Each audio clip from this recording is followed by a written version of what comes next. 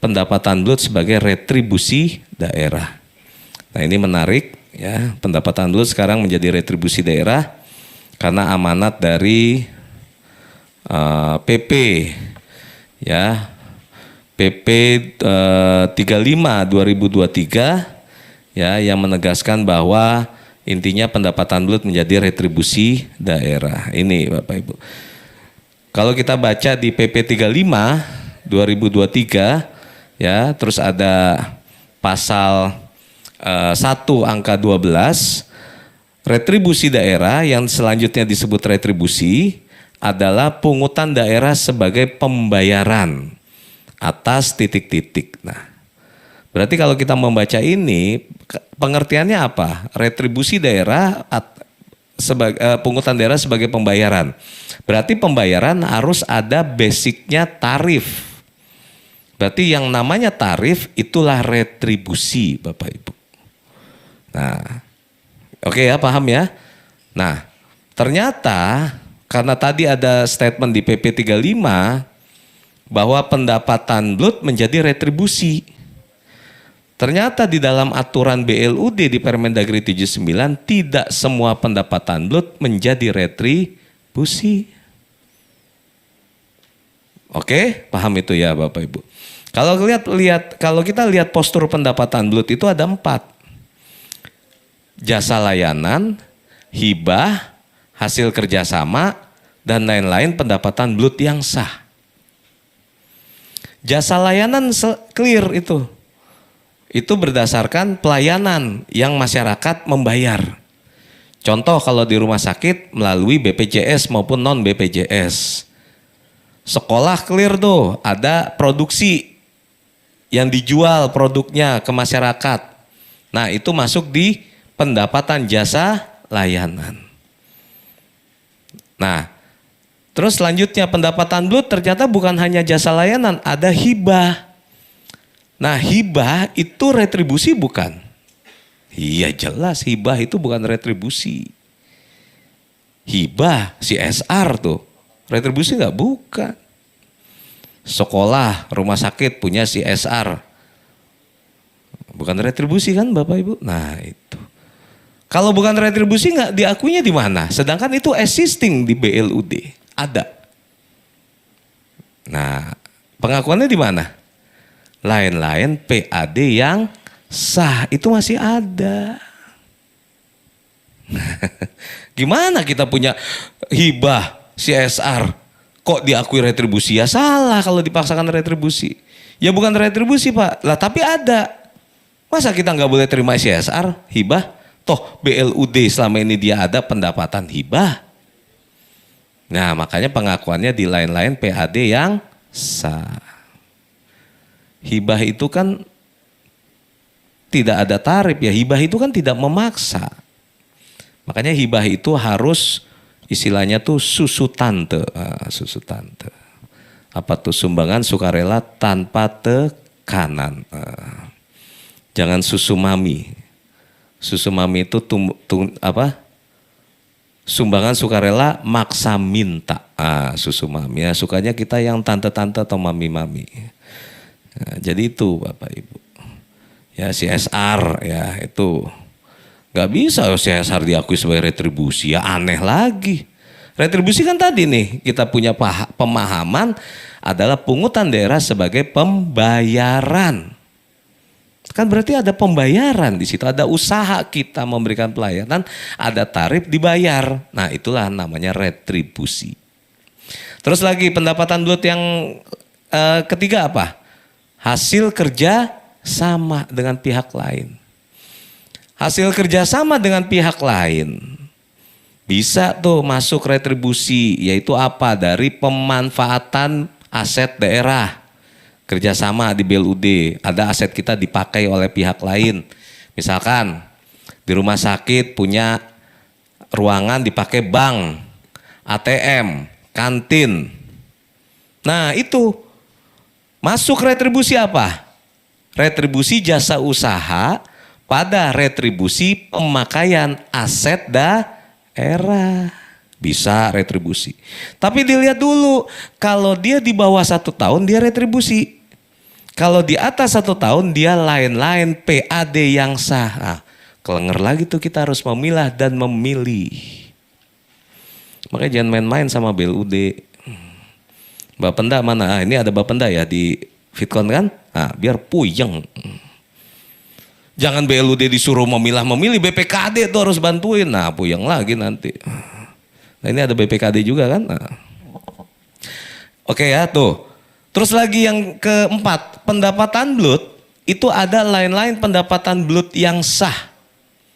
Bentuknya apa? Jasa giro, bunga, diskon, komisi. Itu ada tarifnya enggak? Enggak ada. Makanya lain-lain pendapatan yang BLUD yang sah bukan objek retribusi. Pengakuannya di mana? Lain-lain PAD yang sah di APBD. Nah, itu Bapak Ibu yang bikin mumet di situ. Makanya nih kami bantu bikin pemilahan. Tuh, nanti dicatat aja nih slide-nya ini Bapak Ibu bawa lah. Misalkan contoh di rumah sakit nih, rumah sakit. Yang terkait dengan langsung pelayanan, dia memberikan pelayanan nih, klaim BPJS ya, klaim. BPJS bayar nih sesuai klaim yang verifikasinya dia. Ya. Klaim 100 cairnya 80 kan begitu misalkan. Nah, yang 80 masuk ke rekening kas BLUD pada jasa layanan ya kan? Pencatatannya di APBD di mana? Retribusi jasa umum pada retribusi pelayanan kesehatan. Itu jenisnya jasa umum, objeknya retribusi pelayanan kesehatan. Itu yang terkait langsung dengan pelayanan. Nah, ternyata ada BLUD ya yang di luar pelayanan tapi penunjang. Contohnya apa tadi? Ada kantin, toko roti, bank, ATM. Kan disewakan tuh. Nah, pendapatan yang masuk ke rekening kas BLUD taruhlah pada pendapatan BLUD hasil kerja sama. Pencatatannya di APBD di mana? Retribusinya apa? Retribusi jenisnya jasa usaha, pada objeknya retribusi pemakaian aset daerah. Paham ya? Tadi yang core bisnis jasa umum, pelayanan kesehatan. Yang penunjang di jasa usaha pada pemanfaatan aset daerah. Nah, terus ada lagi rumah sakit. Dia punya pelayanan magang. Ada magang, namet, nakes yang biasa dia melakukan kerjasama dengan fakultas kedokteran kan? Oke? Pendapatannya masuk di mana di BLUD? Terima BLUD masuk sebagai pendapatan hasil kerjasama bisa. Oke ya? Kerjasama di BLUD itu ada 2. Kerjasama operasional tidak pakai aset. Yang kedua kerjasama pemanfaatan barang milik daerah. Nah, ini masuk di operasional yang tidak pakai aset. Masuklah di situ pendapatannya. Terus pengakuan di APBD di mana? Karena dia non listing retribusi jasa umum dan jasa usaha, pencatatannya di mana? Lain-lain PAD yang sah. Selamat umat memilah dan memilih pendapatan BLUD. Adakah di retribusi jasa umum, adakah di retribusi jasa usaha, atau di lain-lain PAD yang sah. Selamat datang. Mumet tuh Pak. Ntar dulu Pak nanyanya. Ya, Pak, lain-lain PAD yang sah itu kok masih ada sih Pak? Di mana dasar aturan ini? Permendagri 15 2023 tentang ketentuan umum APBD 2024 huruf C ya, huruf C penyusunan APBD, angka 2 kebijakan dan pendapatan daerah, huruf A PAD ya. Terus huruf N. Nah, pendapatan dari BLUD artinya dalam hal ini di lain-lain PAD yang sah untuk yang hanya digunakan untuk mencatat pendapatan dari BLUD yang bukan merupakan objek retribusi yang diatur di Undang-Undang HKPD dan PP 35 2023 tentang pajak retribusi, berarti non listing. Oke? Masih ada Bapak Ibu. Pak itu rumah sakit, kalau SMK gimana Pak? Nah SMK itu masuk di mana dia? Sebentar nih, SMK pengaturannya di sini Bapak Ibu. Nah kita lihat aja nih. SMK itu karena dia, nah SMK itu kan dia menghasilkan produk, betul ya? Dari Teva dia menghasilkan produk. Misalkan makanan atau roti, kue dan lain sebagainya. Itu kan masuk di mana retribusinya? Jadi dia jual, dia terima pendapatan. Pendapatannya jasa layanan di BLUD, pengakuan di APBD di mana? Retribusi jasa usaha pada retribusi penjualan hasil produksi usaha Pemda. Clear? Tuh, di situ. Terus lagi, Pak, saya juga ada ruangan disewa untuk pernikahan. Itu masuk jadi pendapatan BLUD karena dia usahakan sendiri, pendapatan BLUD di jasa layanan. Pencatatannya di mana? Retribusi jasa usaha pada retribusi pemanfaatan aset daerah. Apalagi kira-kira yang non listing retribusi kalau di SMK? Saya mau tanya Bapak Ibu, SMK masih mengutip biaya siswa enggak? Ada ya. Nah itu kan non listing Pak. Masa jasa usaha? Enggak kan? Clear ya? Masuk itu di mana? BLUD masuk di pendapatan jasa layanan di BLUD. Pengakuan di APBD di mana? Lain-lain PAD yang sah karena non listing. Tuh Bapak Ibu, puyeng nggak suruh memilah dan memilih Pak Baihaqi? Puyeng. Kerjaan siapa tuh? BPK, AD sama Bapenda. Jangan BLUD dikorbanin lagi. BLUD tuh udah, kan yang mau retribusi Anda. Kata BLUD begitu.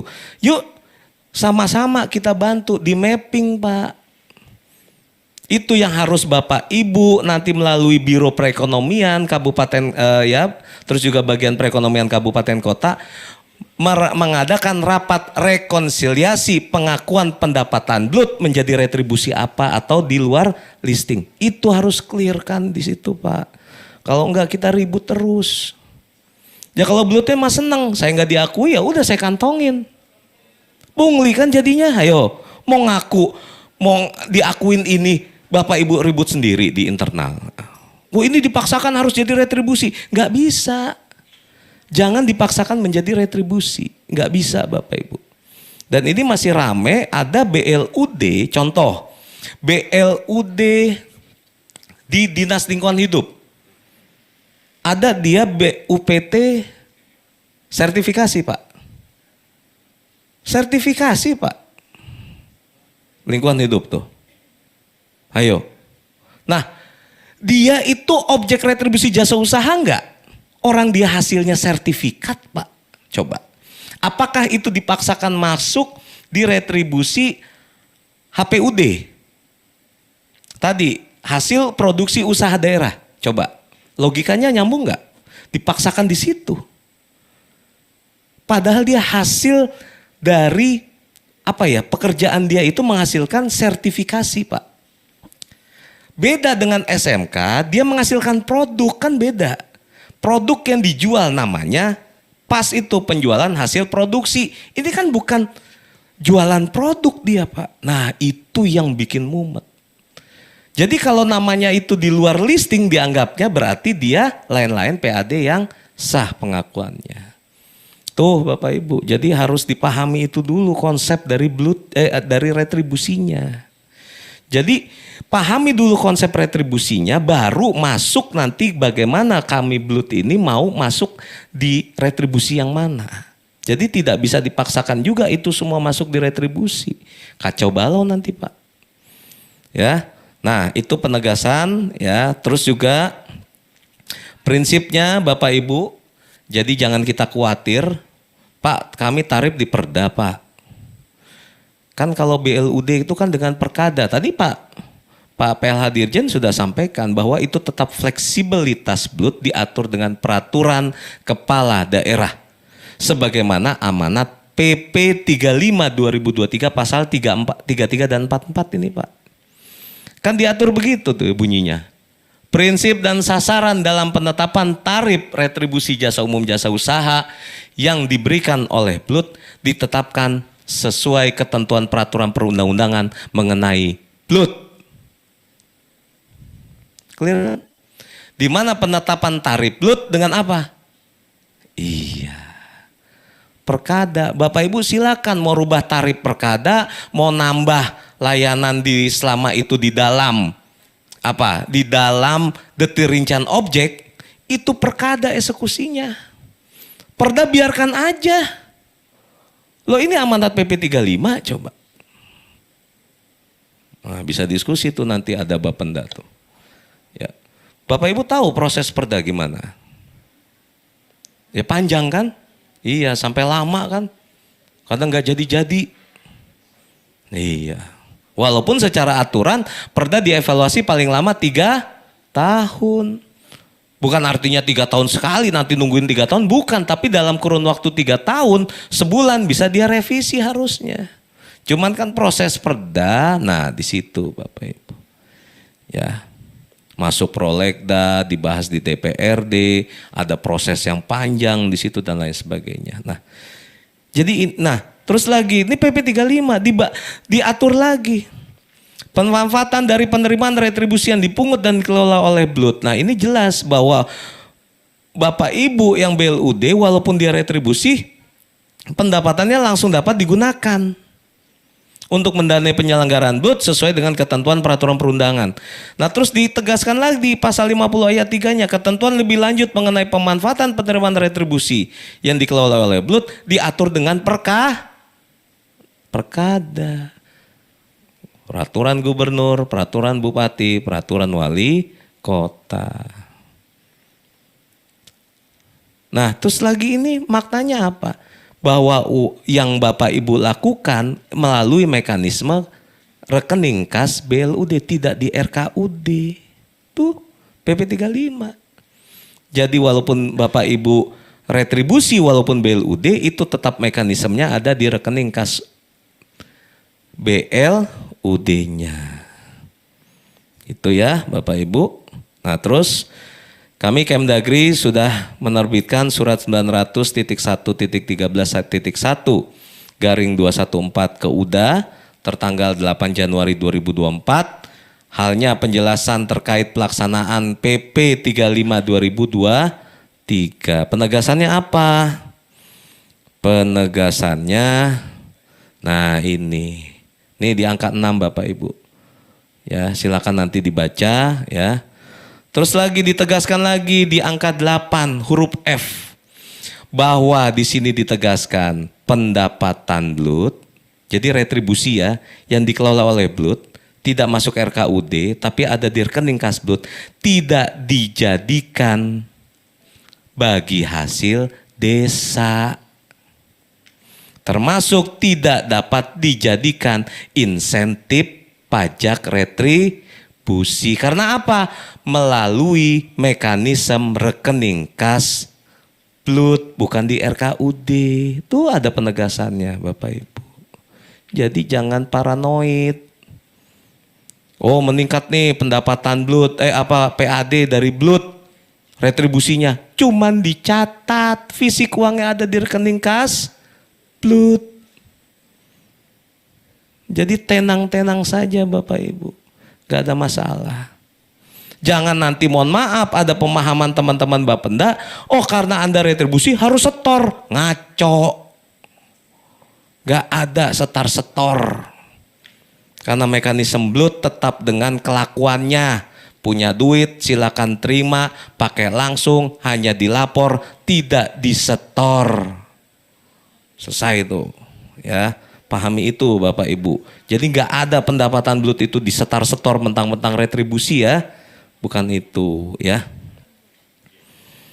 Nah makanya Pak, sekarang BLUD itu banyak pelarian, jadi pelarian sekarang. Nah ini menjadi tugas dari Biro Bagian Perekonomian nih. Untuk mapping pelayanan daerah lain di luar kesehatan untuk didorong menerapkan BLUD. Karena apa? Pak, pelayanan saya sekarang sudah tidak boleh lagi. Kenapa? Saya bukan objek retribusi Pak, udah dicoret. Karena retribusinya close list kan? Contohnya apa? Tadi laboratorium Pak, uji tera, pengujian kendaraan bermotor Bapak Ibu. Karena sudah tidak menjadi objek retribusi Bapak Ibu, prinsipnya apa? Pelayanan terus berjalan tapi tidak boleh memungut. Coba bayangin, dulunya ada pendapatan sedikit memang. Tapi ada pendapatan Pak, minimal bisa untuk membiayai operasional kami. Walaupun itu melalui kas daerah kan retribusi setor ya. Nah sekarang dicoret, hilang. Berarti Bapak Ibu tetap memberikan pelayanan tapi tidak boleh memungut. Nah pemikirannya apa? Padahal barang itu berpotensi Pak. Jadikan BLUD itu, agar Bapak Ibu tetap memberikan pelayanan plus bisa memungut. Tuh BLUD Pak. Sekarang banyak nih Pak. Blood pengujian kendaraan bermotor, blood laboratorium. Coba Pak di daerah Bapak Ibu. Kemarin saya di Sumatera Selatan ada satu-satunya di Indonesia tuh. Sampai PUPR aja bingung. Blood sertifikasi bangunan. Satu-satunya di Indonesia di bawah dinas PUPR. Karena dia nggak ada retribusinya. Sedangkan itu berpotensi bagi Pemda untuk ya secara tugas fungsi plus juga peningkatan PAD. Oh, udah saya jadikan BLUD. SK-nya ada tuh. Apakah dilarang? Apakah dianggapnya blood itu melanggar aturan yang lebih tinggi? Apakah blood itu dianggapnya menghambat investasi, iklim investasi daerah? Apakah blood itu dianggapnya menimbulkan ekonomi biaya tinggi? Bukan Pak. Blood itu adalah sistem yang diterapkan pada perangkat daerah, di mana perangkat daerah tersebut agar cepat pelayanannya diberikan fleksibilitas pengelolaannya sebagai pengecualian dari pengelolaan daerah pada umumnya. Esensinya itu. Berarti apapun perangkat daerah pelayanan itu dapat menerapkan BLUD. Selesai Pak itu. Apakah undang-undang HKPD menghantam undang-undang BLUD? Enggak Pak, itu berjalan beriringan sama dia. Biarkan aja itu HKPD, biarkan aja itu dengan PP 35 tentang pajak retribusi, BLUD dengan koridor aturannya. Dia tidak ada masalah. Sekarang SMK aja jadi BLUD coba tuh. SMK objek retribusi bukan? Iya kalau dia diparsialkan kerjaannya Pak, tusinya. Oh dia jualan produk masuk ke retribusi, apa tuh? Jasa usaha pada retribusi, apa tadi penjualan produksi Pemda. Ada penyewaan ruangan masuk di pemanfaatan jasa usaha pada pemanfaatan aset daerah. Bapak Ibu ngutip untuk siswa untuk biaya pendidikan, misalkan menambah pendidikan biayanya di situ. Ya, untuk peningkatan kompetensi siswa juga kembali ke situ. Nah, itu diakui juga sebagai pendapatan bulat. Pengakuannya di mana? Karena dia non listing masuk di line-line PAD yang sah tuh. Jadi tidak ada masalah Pak, jangan dibuat masalah. Biarkan aja itu berjalan. Ya. Walaupun tuh tadi pendapatan bulat menjadi retribusi hanya tukang catat aja. Dicatat doang, fisik uangnya ada di BLUD. Rumah sakit silakan berjalan dengan pelayanannya. Pengakuannya biarkan aja tuh, mengakuinya di mana, retribusi mana, atau non listing di lain-lain PAD yang sah. Begitu Bapak Ibu pola pikirnya ya.